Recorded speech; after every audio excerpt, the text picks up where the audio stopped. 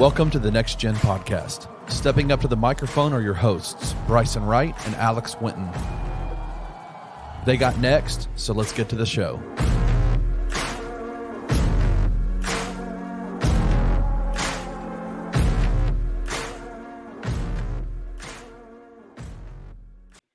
What's up, everybody? Welcome into the Next Gen Podcast here on the Bluff City Media Podcast Network.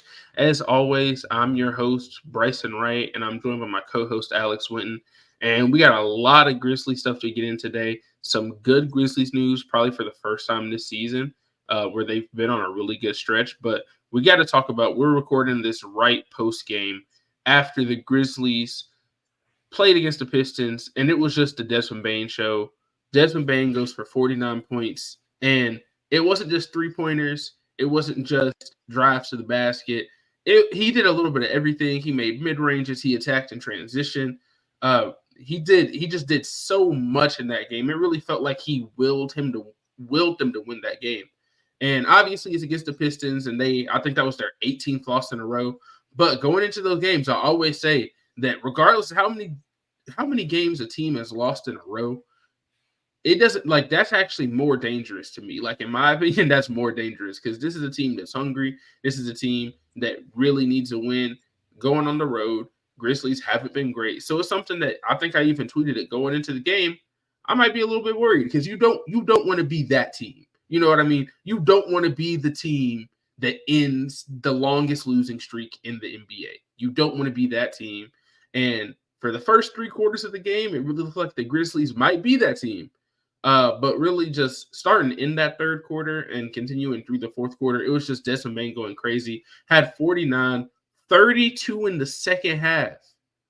32 in the second half, man. That's just ridiculous stuff from him. 24 from Jaren as well. He had 17 in the first half.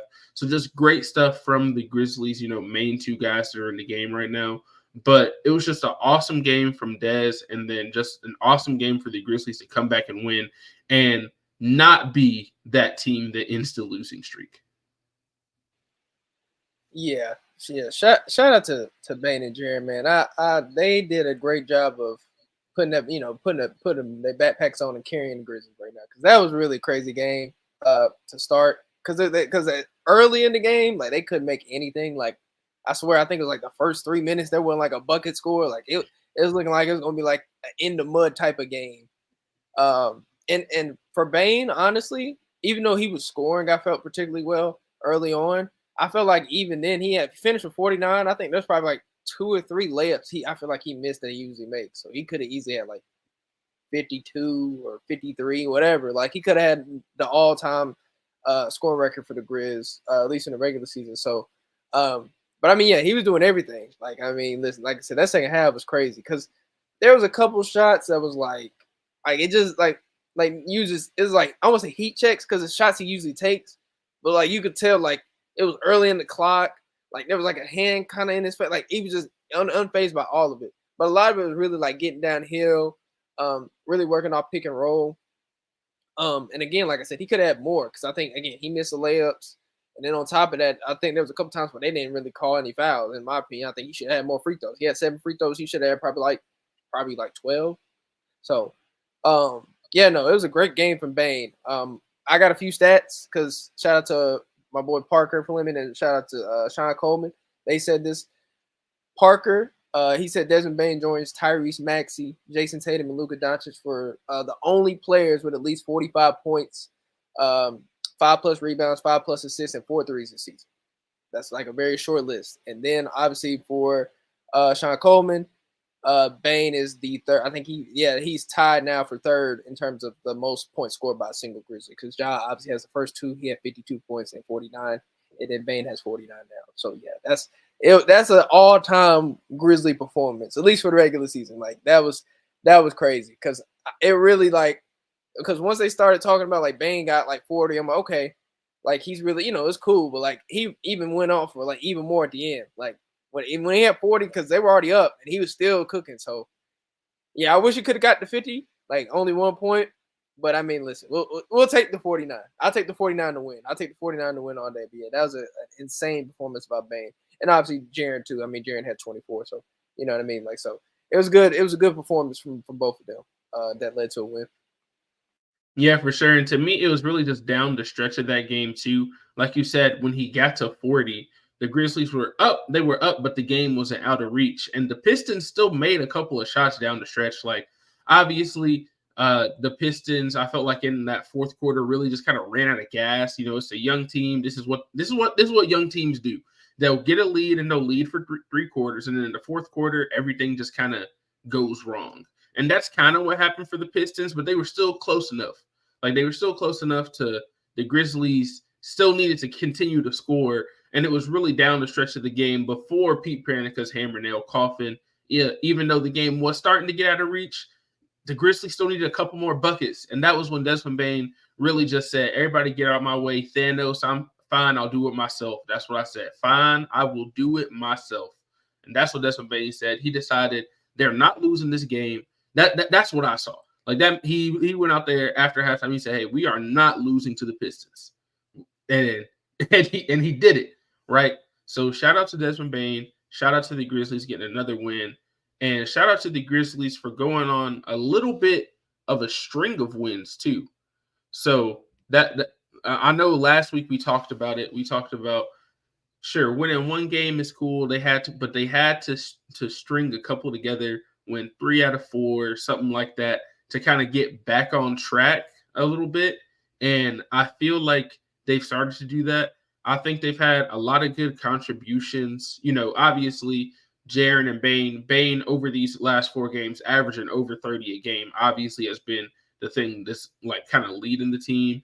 Jaren's getting back to blocking more shots again. It feels like the defense is getting a lot better. So it's like a lot of things are starting to come together.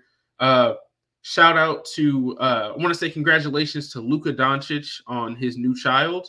And I think the child came on the perfect day because the Grizzlies did not have to play against Luka. So they got another win that way too.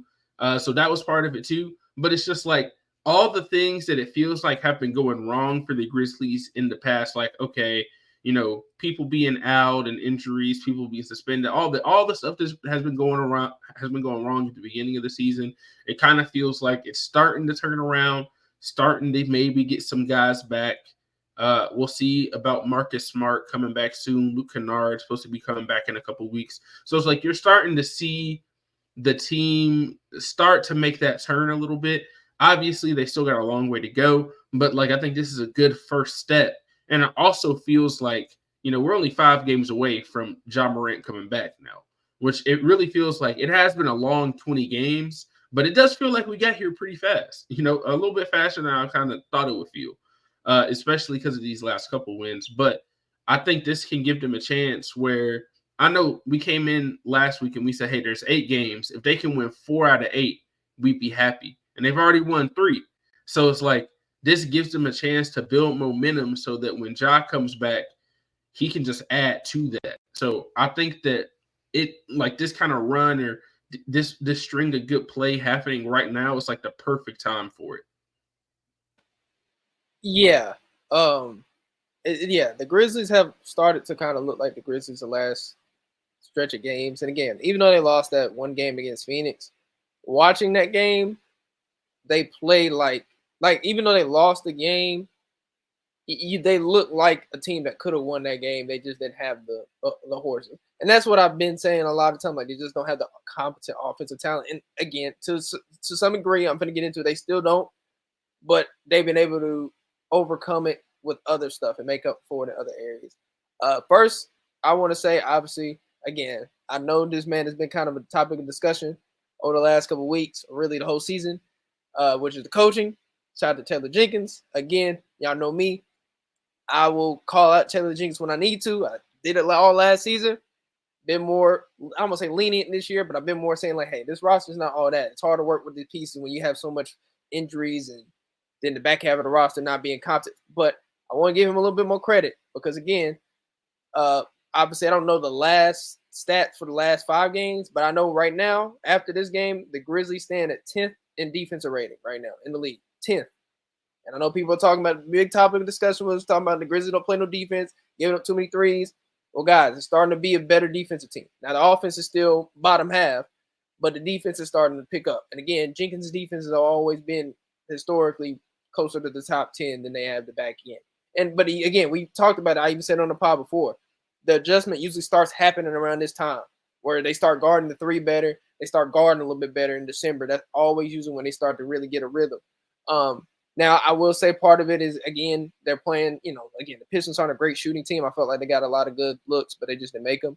But also, I got to give Jenkins credit on rotations too, because I feel like at least the last couple games he's been knowing how to cut people's minutes short when they're not playing well.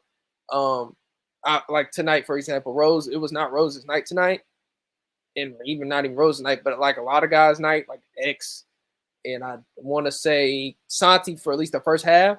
But if you really look at the box score from tonight, Rose only played like 15 minutes, and then Tillman only played 6 minutes. And he really rode with that lineup that I really saw at least at end of the second half or end of the first half against Detroit, which was the Jalen Noel, who was a Conchar, and the Vince Williams line. Like that lineup, along with Bane and Jaren, really was the difference in my opinion in terms of this game.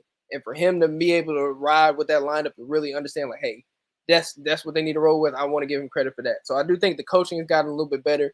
And obviously, I think the players obviously as well gotten better because I've been said, like, they're not the main reason for this start, but they do take blame because they are playing the games. And I felt like that's part of the reason why they won the last 3 out of 4. Like, certain things are starting to pick up. You're starting to get a little bit more offensive contribution from other people. People are starting to make more big plays, whether that's a big stop or, big momentum plays. They're starting to do that a lot more. And again, they're starting to look more like the Grizzlies that we thought we were going to see early on, but it just took a lot of more time than, expected. But I mean, this is what I talked about last week. I'm like, you got to start stringing games together. Because like you said, you need to start making like a run. Like I said, you're making a run at this stuff because, every game in the West counts. And while you're still in striking range, you still have a lot of ground to make up. I know we won 3 out of 4. This team is still, 6-14. That's a lot of games you still got to pick up. But again, in their next 4 games, next 4 or 5 games, they could win like another 2 or 3. That's going to look a lot better when Ja gets back versus you being like 6 and whatever. You know what I mean? Or like, could have been like 5 and 20 or something. You know what I mean? Like every game matters. So I feel like, they're starting to pick that up. They're starting to find little things that work. And start to have, I think, more consistency because the lineups have been more consistent. And also got like players have been more consistent. Because again, Jaren, I'm gonna give him credit too, has been consistent the last 2 games. Was really good in that Phoenix game, had 37, and then tonight he had 20. Like he's starting to look more like himself, which I expected. Obviously, Bane's picking it up, but again, like Santi's starting to pick it up a little bit more. Noel's been a great pickup in terms of being consistent. I think he's only had a couple bad games in terms of like scoring the ball, but I feel like he's impacted the game in other ways. And guys are just picking it up. Like they're making timely shots. And so that's really what it is. A lot of stuff I've been complaining about, they're starting to do a little bit. So I'm just hoping that it can continue. Because again, 3 out of 4 is nice, but I need like 8 out of 9 or something. 9 out of 10. So, I mean, if they really want to make the plan, that's what they need. And again, I think that's going to happen when Ja gets back. But at least for this stretch, they have to really, like I said, I wanted 4 and 4, but now I'm kind of being a little bit greedy. Can you give me 3? Can you give me 3 more? Can you give me 3 more in the stretch? If you can give me 3 more in the stretch, I'm feeling all right. I'm feeling okay. So that's my goal for them now. Yeah, definitely. And I like what you said with giving Taylor Jenkins some credit too, because I know, like you said, there's a lot of people that go back and forth on Taylor Jenkins. Obviously, Taylor Jenkins makes mistakes and Taylor Jenkins can be better. But I think in this last couple games, he's been a lot better of, like you said, riding with the people that are playing the best. And one of those guys has been Vince Williams Jr. And I got to give a shout out to him because not everything that you see from Vince comes on the box score. I know in that Dallas game, he also had 15 points and would have had a double-double, but I think they took away one of his rebounds for some reason, whatever. But like in that game, he popped off on the stat sheet as well. But when you're just watching the game, it's like that extra hustle that he has. It kind of feels like it's not just him. It kind of feels like it goes throughout the whole team. Like whenever he's out there diving for loose balls and stuff, it seems like the rest of the team, it kind of just invigorates them to do the same. And I feel like the last 4 games, you've really seen a lot more of that. From inserting him into the lineup, he plays great defense. I think he did a great job defensively tonight as well. And I mean, you got to think about this is a dude, he's coming in He's had to guard, Devin Booker, guard Kevin Durant, guys like that. So this is a dude who's still on a two-way contract, and he's being asked to do this stuff. And he hasn't complained about his playing time and everything. And every time he's gotten a chance, he's proven that he can play.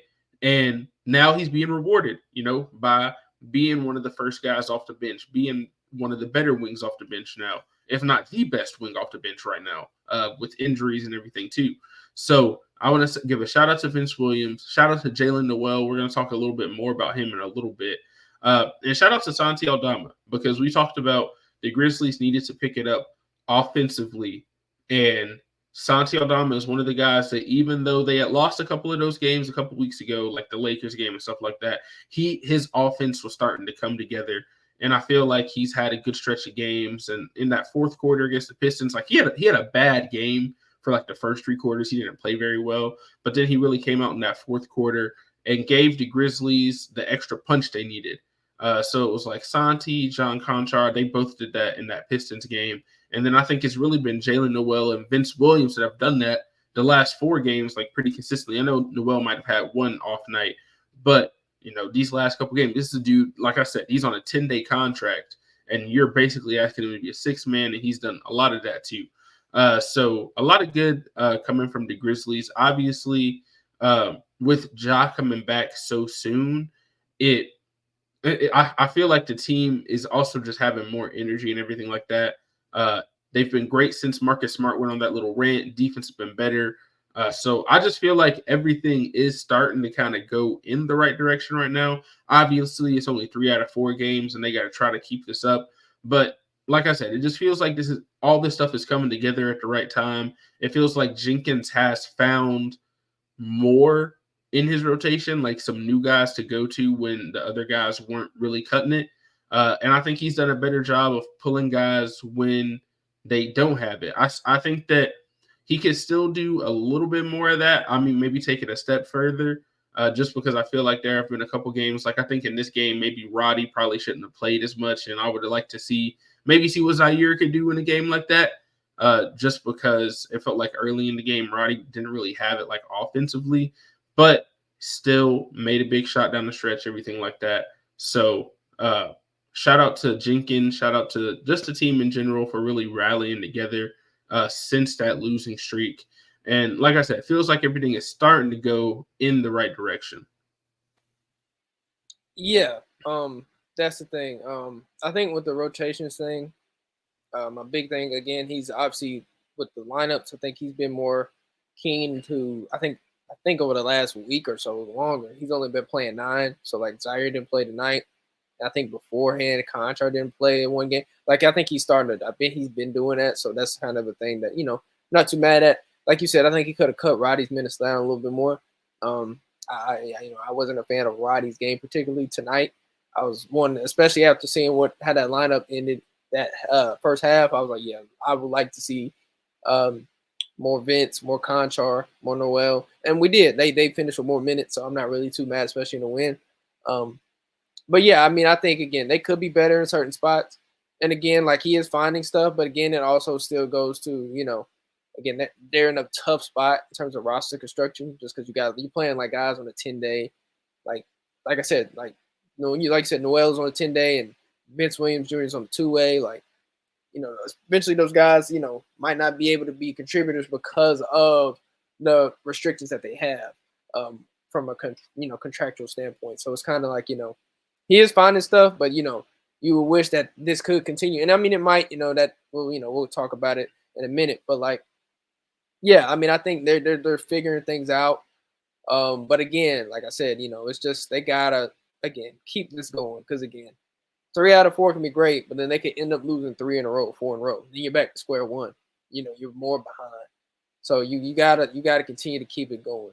But again, they gotta just take it a game at a time too. They can't look too far ahead. I think, like you said, a good point about Ja. They're seeing the light at the end of the tunnel with the Ja stuff. Like they understand he's going to be back, so that probably does give them a little bit more energy to play hard and stuff like that, maybe. But I mean, I do think again, they got to keep that up even when he's back too, because you don't want to be like, oh, he's back, so now we can just lax. Like, no, you need to keep that same energy, same focus, and same effort and energy even when Ja's back. Because again, just because you get Ja back doesn't mean that you're automatically going to win more games. I mean, you should, but again, it's not like a set in stone thing. And what I mean by that, like you can still, it's the NBA. Like you still lose. Like I've seen this team with Ja, Jaren, and Bane lose to like teams that they shouldn't have lost to. You know what I mean? So, and now with Ja coming back soon, and where their record is, even if they win like the next 3 or 4 games, you're still behind the 8 ball a lot. So you don't have a lot of margin of error because of how slow you started the season. And so they really need to make sure they stay locked in and stay focused because, again, all of this matters. They don't have the room or margin of error to be lazy or miss a box out or miss too many box outs, have too many breakdowns communication-wise, too many turnovers, like sloppy stuff. They got to be crisp on everything that they do. And I think they will. I mean, I think they picked it up this game. Like I said, first half was really ugly. Even the second half of times was ugly, but that fourth quarter was really good. So, and even in the other games, I feel like, like with the Dallas game, they were really good for most of that game. Again, I think that Phoenix game, they were good in some spots. And so we're starting to see more of that. They're starting to play more consistent for 48. So, hopefully it continues. Yeah, for sure. Definitely playing more consistent for that full 48 minutes, like you said.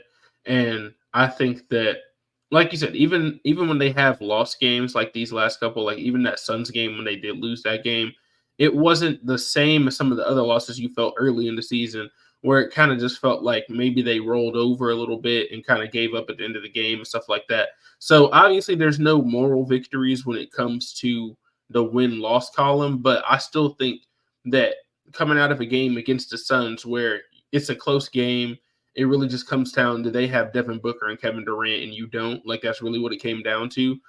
Bane had a good game and everything like that. Jaren had a good game. So it was one of the things where it's like they just didn't have enough, or really honestly, they might have even ran out of time in that game because it felt like they were really starting to put stuff together in that fourth quarter, but it just wasn't enough. Right. And so I feel like even though it doesn't count as a win, it's one of those things where it's still stuff to continue to build on. And I think you definitely saw them continue to build on that, especially in the second half against the Pistons. And hopefully they can build on that, coming up, got games against the Timberwolves coming up, got a rematch against the Rockets. Dylan Brooks coming back to Memphis pretty soon. So it's a lot of big stuff coming up. So it's like you said, if they could get, 3 of these next 5, 2 or 3 of these next 5, it really just puts them back on, like maybe not on track, maybe, but it puts you on a much better track than it looked like they were going to be on, right? Because I remember, I think it was maybe 2 weeks ago, I was on our post-game pod for Bluff City Media. Shout out Grizz 901 podcast and everything like that. And I hopped on there, and one of the questions that I got asked was, how many wins do they need when Ja gets back? And I was like, man, if they're at 7 or 8, because at the time I think they had 4, and I was like, man, if they're at 7 and 8 or 7 or 8, you feel pretty good about where they're at. And I think that like right now, even though like just when you consider how they started, I'm feeling a lot better now than I did. Right. Not to say I'm 100% saying they're going to come back and they're going to make the playoffs and they're going to make a run and all that, but they're in a better position to do that. And they just look like a better team to do that when you consider that they have now started to win some of these games and you're adding one of the best players in the NBA. You're adding a former defensive player of the year to this lineup in Marcus Smart. You're adding one of the most efficient three-point shooters in the NBA in Luke Kennard at some point, right? All these guys that you are getting back. Maybe you get Brandon Clark back late in the season. I know we saw some videos of him like on the court. So it's just like if they can continue to string these wins together, if they can continue to get some contributions from guys like Vince Williams, Santi Aldama, Jalen Noel, if they can continue to get those level of contributions, I think this is something that we could see going forward. But I did want to go ahead and move on to the last thing that we were going to talk about today, and it is Jalen Noel. And we got to talk about, should Jalen Noel stay on the Grizzlies long term? So I'll let you go first on this, Alex. What was I gonna say? Yeah, hell yeah. I'm gonna say yeah. He needs to stay on the roster somehow, some way. I don't know how, but I mean, I would love for him to stay on the roster. Like that'd be like, yeah, I would do that quick. Problem is, contractually and how the roster set up, I don't know if it's gonna happen. And what I mean by that is I don't think the Grizzlies are gonna cut guaranteed money. Like, I mean, obviously, again, most people, I mean, we already talked about it, but I mean, people know. Like, when Ja gets back, they're gonna do that Biyombo, and they're gonna cut Lofton, they're gonna sign Biyombo. Like, I think that's pretty obvious. Like, again, Biyombo's been a mainstay in this rotation since day one, since he got basically outside of that first game where he signed like maybe 2 days or a day or two before prior. He's been starting and playing like 25, 30 minutes a night. So he's gonna be here. Noel, for at least the first 10 days, he didn't play in much in that Suns game, and he played a little bit in that Timberwolves game. But after that, he's been playing every game. He's had 18 minutes or more. Last 3 games, he's had 25 plus minutes. In that Suns game, he played 34 minutes. Really, in his last 3, he's scored double digits. And even in that one bad game he had against the Suns, I'd say, I mean, that one Jazz game was pretty bad, but at least in the last 3, that Suns game he still had 8 points on 12 shots. I mean, he's taking a lot more shots because, again, we don't have a lot of shot makers, but, I mean, he offers a lot. Like, again, in the stretch, he's only shooting 12% from 3, 13% from 3. But, I mean, based on his history, he's not going to be that bad. Now, he's not going to be that good neither, I'll say. He's only at 32% for his career, so, like, it's not like he's going to be some crazy 3-point shooter. But over his career, he's averaged 9 points a night, and that doesn't sound like a lot. But even in his last year, he averaged 11 points in 19 minutes. So there is a role for him. Now, when this team is fully healthy, he's not going to be somebody I think that is playing a lot. Like, ultimately, he's not going to – like, if this team was fully healthy from a sense of you get everybody back except Adams and BC, he'll probably be the 9th, 10th guy.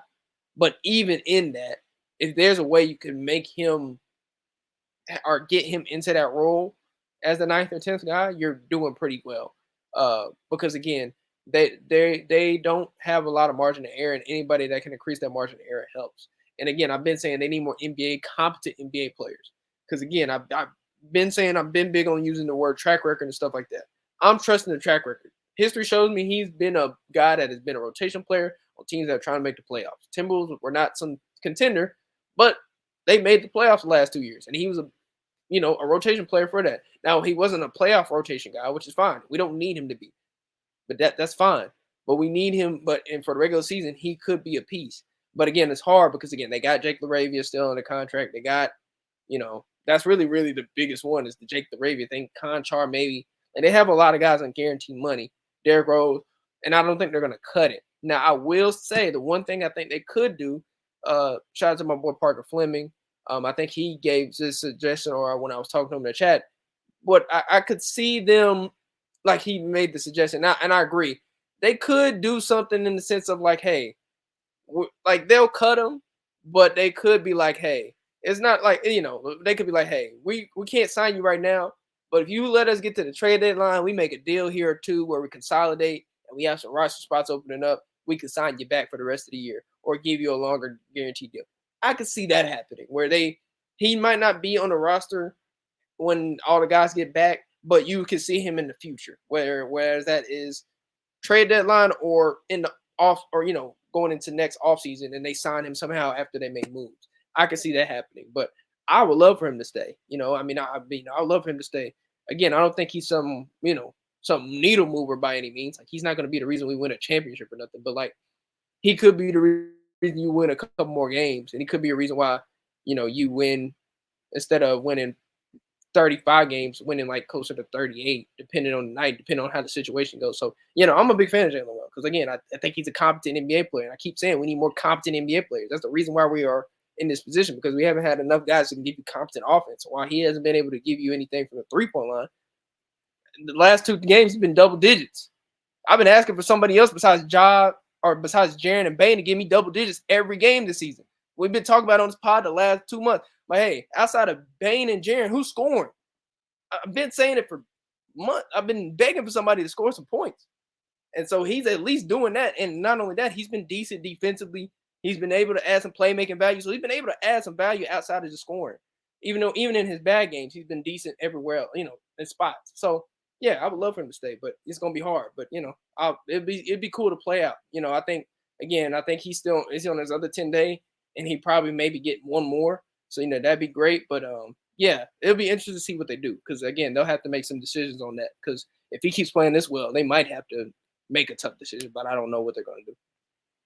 Yeah, it really just comes down to what could the Grizzlies do to keep him on the team. I think that most people would agree that I think even though he did have one game where, he didn't shoot great and everything like that, I still think that he's played well enough that you take a look and see like, hey, can you keep this guy? Especially when you consider that this dude was on a 10-day contract and he was immediately over a couple guys that you drafted in the first round. I know Jake LaRavia is out, but it's like, he's playing in the game over Zaire, right? So if the coach is thinking of him that highly as the front office, you gotta at least think like, hey, is there a way we can keep this dude on the roster? And like you said, maybe they do say something like, hey, we can't keep you right now, but if we have a roster spot open up at the trade deadline, we can sign you.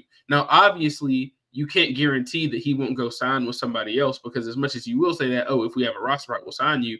There's like, GM, scouts, everybody watch all the games. So if there's another team out there that see the way he's played, there's a chance somebody else might think about coming and picking him up. You know what I mean?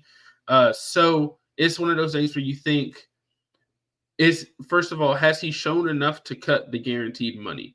Right? I think that's the first question. I think for me, I think that he has played enough right now to show that he's better than Zaire and LaRavia and those guys right now.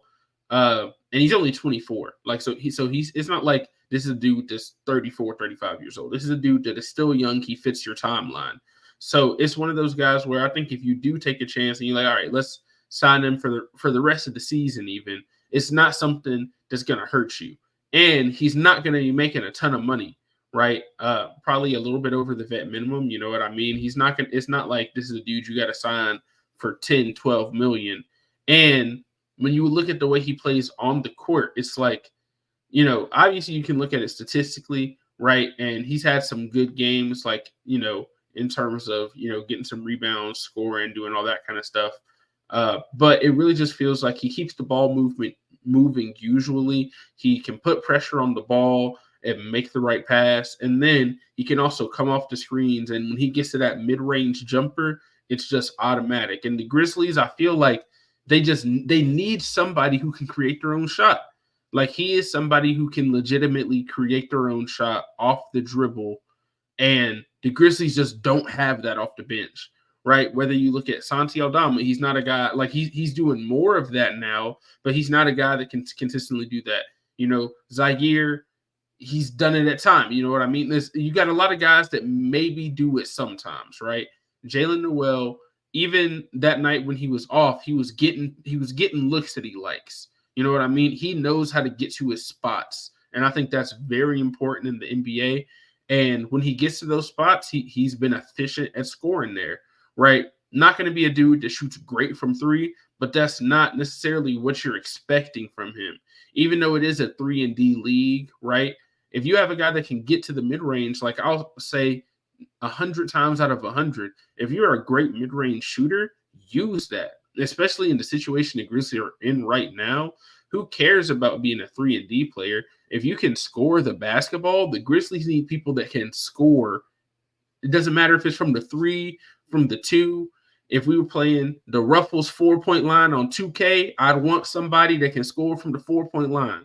Right? I don't care where it's from. They need somebody that can score, and he can score in the mid-range, and he can do it at a high level. So if they keep him on the team, I'm not mad about it at all. I get that it might be difficult because of contract stuff, but taking the contract stuff out of it, right? If you're just asking me, should Jaylen Nowell, based on how he's played, be on the team? I say yes, 100%. Jaylen Nowell should be on the Grizzlies based on the way he's played these last 2 10-day contracts. No question. Yeah, and I made a little joke about it in the chat. I said Nowell going to end up taking somebody's spot again. And I mean, again, he's had his bad games. Again, not shooting the great. Like, if you look at his numbers, it's not like crazy eye-popping. Like, again, he's only played, he played 6 games. He's averaging 7 points, shooting 43% from the field. Like the numbers are not like some eye pop, but if you watch the game compared and consider or watch the games and considering the context of where we're at, you're like, yeah, this dude can play. And again, this more a lot of this discussion we're talking about when it all goes back. So does Zach Kleiman, like I've been saying. Again, when you have too many projects, you have too many guys that's still trying to figure out their games on this roster, and you don't have that margin of error because you already had injuries on the roster. This is where my criticism comes in. And again, he gets grace because again, I've seen Zach Kleiman make good moves. But again, it's gonna be, and I'm gonna give him grace here. Like again, we got a guy in Biz that got him off the couch and he's been one of our mainstays. Jalen Noel, we just got him off the G League and he's been one of our mainstays. You got to figure out a way to get these guys stay on the roster. Now I know Biz, that Lofton Biz thing that's gonna be. We already know what that's going. We already know writing on the wall. Now this is gonna be the interesting thing, like how they're gonna make that move. Because again, like you said, like he should be on the roster, but again, it's like I said, it's like the contracts, man. Like because again, they don't want to cut guaranteed money. I know Jake LaRavia is not some big name, but they would love to probably move him in a deal that having to take on that money, especially when they're already close to the second tax apron in terms of where they're at in the money and luxury tax and all that. And if you get in that second tax apron, it kind of limits you. In this new CBA, it hinders you from doing certain things. So they do have to consider that. Like, it's not something they can't just not consider. But again, like I said, they could always take the risk of, hey, we're going to cut you, but we're going to bring you back soon. We're going to make some deals. I mean, I think they will. Again, I mean, I'm confident that they will. I don't know if they'll do it in the trade deadline, but I think they will. And if they do cut guaranteed money, hey, they could. Because again, people forget. Now, granted, it wasn't as much money, but they did cut Kennedy Chandler, and they guaranteed him all that money. I think he had one of the biggest contracts for a second rounder. They cut him because they had so many injuries, and they signed Lofton. Like they did that. So they made tough decisions before. It's not like they haven't. But I don't know. In this case, are they going to? That's on Zach Kleiman. So listen, I'm gonna have smoke for Zach Kleiman all season, and at this situation because I had a roster set up. Because I'm looking at two guys that have basically was on. I won't say on the couch, quote unquote, but they're basically on the couch waiting. And now they've been mainstays. They should have been probably on the roster. You know what I mean? That's where So he's gonna have to make these decisions. Am I confident he's gonna make the right decision right now? I don't know. But I do have seen him be good before. I'm not saying he's not bad or nothing, but I'm simply saying I need him to do his job. That's all. I need him to do his job and figure it out. Because I don't get paid to do that. I just talk on a podcast. What do I know? But he gets paid to do this. So I need him to do his job. That is my thing. He needs to do his job. I don't know how he's gonna do it, but I need him to do his job. That's my last thing. Hey, look, I'm with you 100%. Like you said, we don't get paid to make the moves for the GM. But if it was up to me, I think I'd try to find a way to keep Jalen Noel on the roster. Obviously, Alex agrees. Let us know in the comments if you're watching this. Do you think Jalen Noel should still be on the Grizzlies after this next 10-day? Might as well, right? Let's see what we can get out of him. I'm with it though. I'm on the Jalen Noel train. I've liked what I've seen from him going these last couple games, and I hope we get to see more of it going forward. But like I always say, I appreciate everybody who listened to this episode of the Next Gen Podcast here on the Bluff City Media Podcast Network. As always, I'm your host, Bryson Wright, and I was joined by Alex Winton. We'll see you guys next week.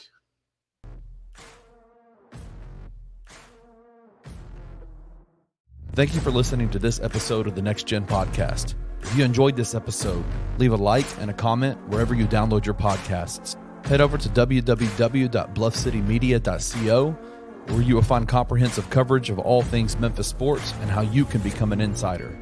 We'll see you back here next time.